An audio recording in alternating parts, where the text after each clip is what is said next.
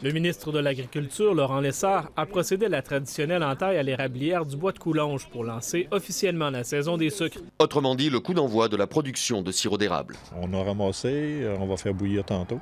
L'année passée a été une année record. Les acériculteurs du Québec ont vendu 118 millions de livres de sirop d'érable. Les producteurs souhaitent en vendre davantage cette année. Le Québec fournit 80% de la production mondiale. Les Asiatiques recherchent ce sucre fin-là, donc pour ses propriétés écologiques ou biologiques. Et ce n'est pas pour rien qu'on l'appelle l'or blanc, un marché de 800 millions de dollars. Opération repérage en Corée du Sud pour cette délégation venue tout droit de Suisse. À l'aéroport de Séoul, on me demande « Vous êtes qui? Vous venez d'où ?» J'ai dit « De Suisse. Et je viens de la ville de Sion. Nous sommes candidats pour 2026. » Et là, tout d'un coup, je me sens rempli de quelque chose qui me dépasse. Une émotion, une fierté que je n'avais jamais ressentie avant. La candidature suisse reste suspendue au vote des Valaisans. Ce sera le 10 juin prochain. Permettre aux Valaisans de vivre ça chez eux, de voir les larmes de Gysin sur le podium, de voir l'émotion, j'espère, de Fanny Smith vendredi ici. Si Fanny Smith gagne une médaille, c'est toute la Suisse romande qui va pleurer.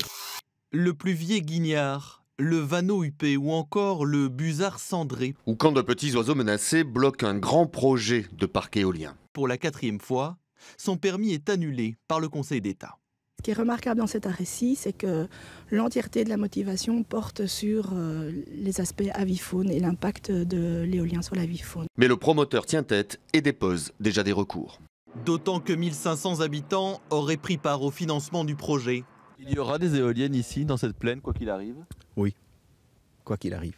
C'est comme un étalon, un cheval sauvage qu'on a su apprivoiser et qui nous emmène maintenant partout dans le monde. L'étalon sauvage, c'est ce fameux 3-mâts, l'Hermione, et cette fois-ci cap sur la Méditerranée pour son 2e voyage au long cours, avec à bord 350 jeunes matelots. Et pour les Bleus de la francophonie embarquée, larguer les amarres, c'est nouveau.